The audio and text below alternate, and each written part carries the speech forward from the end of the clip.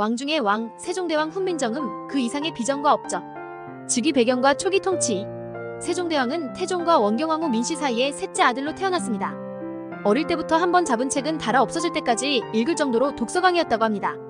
아버지인 태종 이방원이 세종의 건강이 염려되어 책을 다 압수했지만 병풍 뒤에 숨긴 책 한 권을 마르고 닳도록 봤다고 할 정도로 책을 좋아했다고 합니다. 원래는 셋째라 왕위와 거리가 멀었지만 첫째인 양녕대군의 방탕한 생활과 왕위에 대한 무관심은 태종을 실망시켰고, 둘째인 효령대군 또한 평생 부처를 모시는 선비가 되어 결국 태종으로 하여금 세종을 후계자로 지목하게 만들었습니다. 이 결정은 결과적으로 조선 왕조 내에서의 정치적 안정을 가져오게 되는 계기가 되었습니다. 세종의 업적.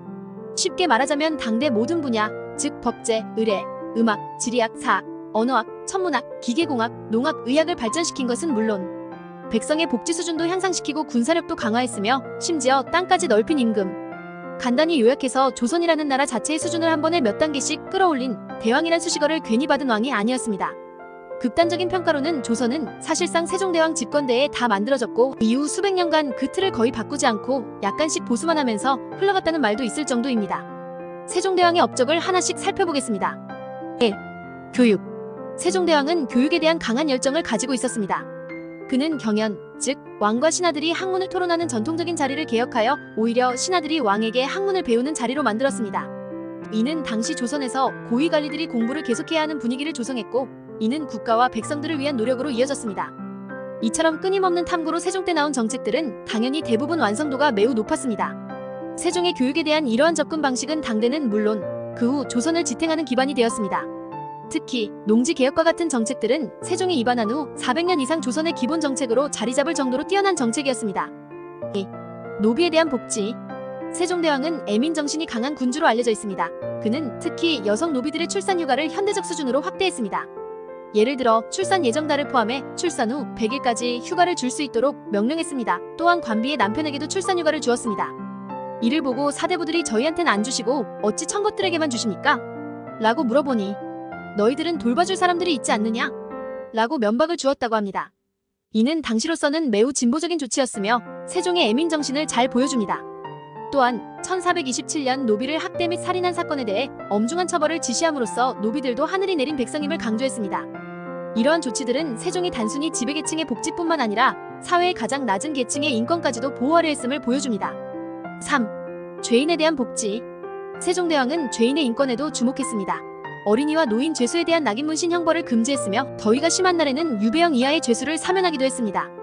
또한 죄수들의 자식 중 보살필 사람이 없는 아이들을 국가가 부양하도록 했습니다. 이러한 조치들은 세종이 죄수들의 인간적인 대우를 중시했음을 보여줍니다. 4. 음악. 세종대왕은 음악을 개인적으로 크게 좋아하지 않았음에도 불구하고 절대음감을 가진 음악적 소양과 악기 다루는 능력을 가지고 있었습니다.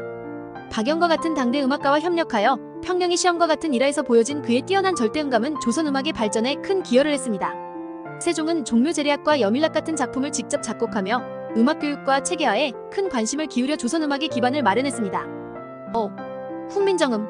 세종은 즉위 전부터 언어학과 의문학에 깊은 관심을 보였습니다.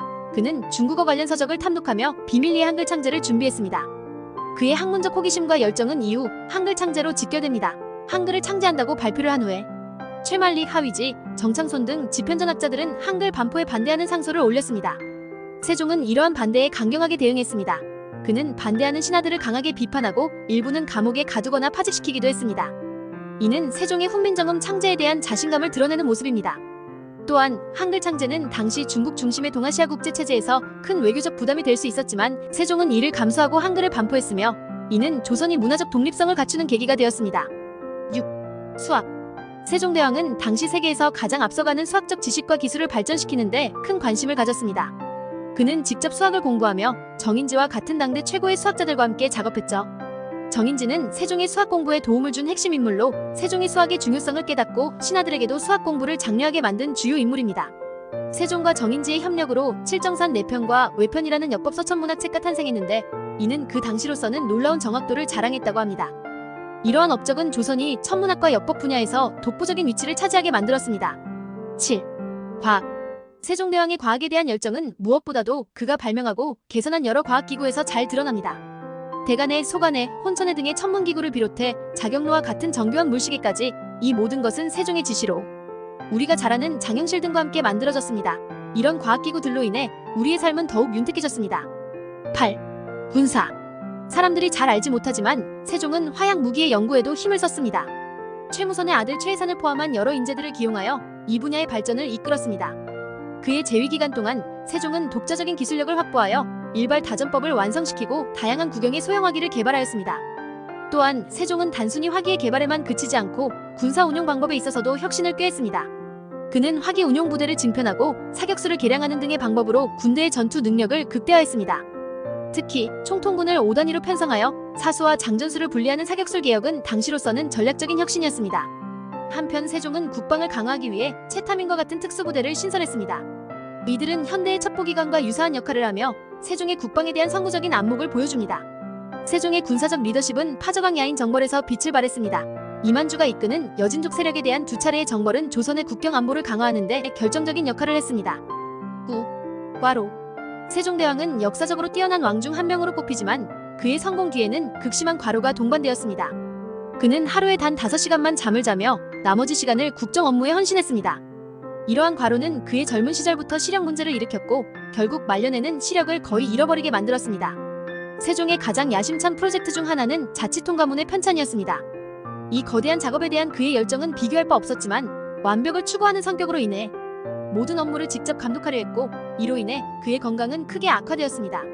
자치통가문은 세종이 죽은 후에야 완성되었고 이는 그의 과로가 얼마나 심각했는지를 보여줍니다. 거기에다가 세종의 고기 선호식 습관은 당뇨병을 유발했고 이는 당뇨성 망막증과 같은 심각한 합병증으로 이어졌습니다. 이런 건강 문제에도 불구하고 세종은 업무를 멈추지 않았고 죽음을 맞이하는 그 순간까지도 국정을 살폈다고 합니다. 10. 말년과 유산. 어릴 때부터 학문에만 전념한 데다 20대 초반부터 왕위에 올라 열정적으로 국정을 돌보고 평소 육식을 좋아하며 사냥 등 몸쓰는 일을 즐겨하지 않아 각종 성인병을 앓고 살았던 세종은 결국 질병으로 인해 재위 24년부터 세자에게 국정을 맡기고 물러났습니다. 이때 훈민정음이 드디어 완성되었습니다. 세종대왕은 조선 초중기의 문화, 과학, 경제 발전에 결정적인 역할을 한 탁월한 지도자로 기억됩니다.